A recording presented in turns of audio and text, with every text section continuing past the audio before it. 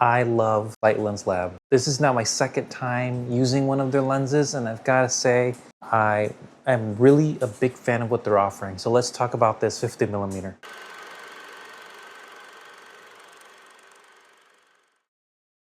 So welcome back to my channel, my loyal subscribers. In this video, I want to talk about the Light Lens Lab Rigid 50mm f2, which is a replica of a 1958 Leica. I mean, obviously they don't make them anymore. So when you do want to buy one of these, like I've said before, and I'm sure you're familiar, when you're buying a vintage lens, you're dealing with a couple of things. Sometimes there's haze, there's fungus, oil. There are so many factors when you're buying something with more age. It's awesome to see a company like this continue to go after making these classic lenses and making them exactly like they were made. So this one's got the same lens formula. They're using old school methods of working the glass. So what's not to like? The price is attractive compared to like when you're buying a Leica lens, whether it's brand new or used. It is, in my opinion, a good deal to get something like this. So I've already tried the 35 and I made a video about it. It didn't quite convince me, but I have gone back to it to test it again. I'll make another video on that later. But I wanted to go to this one. The 50 is, I mean, it's hard not to be able to use a 50. It's very useful for so many different things, to focus on your subject and separate them from the background. You step back a little bit and you kind of get more of the environment, similar to a 35. So 35 and 50 are very common to be used for everyday stuff. So I love my Leica R50 Summicron. It is one of the most affordable Leica lenses you can get pre-owned. Even though they're going back to the 80s, you can find them in great condition. So I was interested to see the difference with a lens like this, which is for the M mount, also 50mm, a little bit older. Oh, of course, you want to be in the video, huh?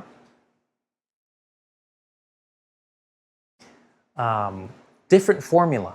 I think the other one that I've been using is a 6-element. I think this one's a 7. I can't quite remember, but I am really impressed, first of all, with this lens. It is giving me very nice separation between the subject and the background. It's sharp, but not like a weird sharp where the skin looks odd.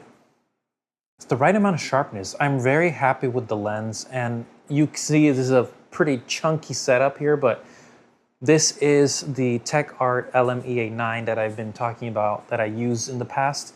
This is giving me autofocus on the A7C2. So with that in mind, and having said that, I've got several samples for you to see. There's a couple of things that stand out to me about this lens. One, build quality. It is small, but it is hefty. This thing feels like it was well built. And if you see other reviews, they put them side by side with the original lens. They're almost, it's very difficult to tell them apart. So that's speaking to the precision and the care that they're putting into making this type of lens to be faithful to its original. The second, I already touched on this a little bit, the look, which is kind of like the mix of sharpness and bokeh, that separation with the subject. It is very smooth. I'm getting a slight swirl effect. It's not exaggerated. It's very well controlled, but I do like that because you can kind of see it in some. The sharpness is just great. I mean, the amount of micro contrast and detail that you're getting out of this lens just makes everything and anything pop. So you'll see a lot of pictures from my pets and pictures I've done here and there, just everyday photography.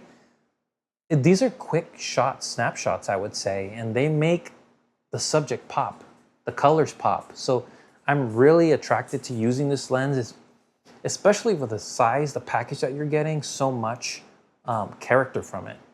And then finally, the versatility of adapting this. Because they are M lenses, you can virtually put them on any camera, and thankfully, and this is preference. Sometimes I want to use the autofocus adapter, sometimes I don't. but this exists for the E mount and the Z mount. If I want it to be slightly more compact, I would just use a regular dummy adapter, which is not as big as this. It's a lot slimmer and fits sleek around the body. But this being an M lens, I can use it on my SL camera, I can use it on my E mount, my Lumix, whatever. I can adapt this, and that's just one of the great things about adapting lenses from this type of mount.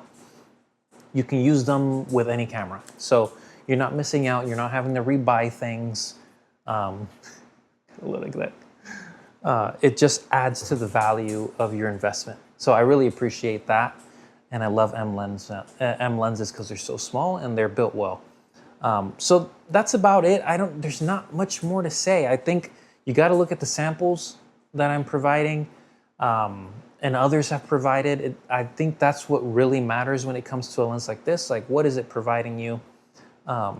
It looks and feels great, so there's nothing to complain about that. I'm gonna keep using this, and it's definitely a keeper. I now need to go back to the 35-8 element, which is a lens that's very different from this. Not as corrected, you're getting a lot more flares, a lot more stylistic choice of picking that lens over this lens if I was gonna go out. But it has its place, and I've given it another look with fresh eyes. So I'll share more about that later. But I hope you enjoyed this video. You gotta check out this lens. Thanks for watching.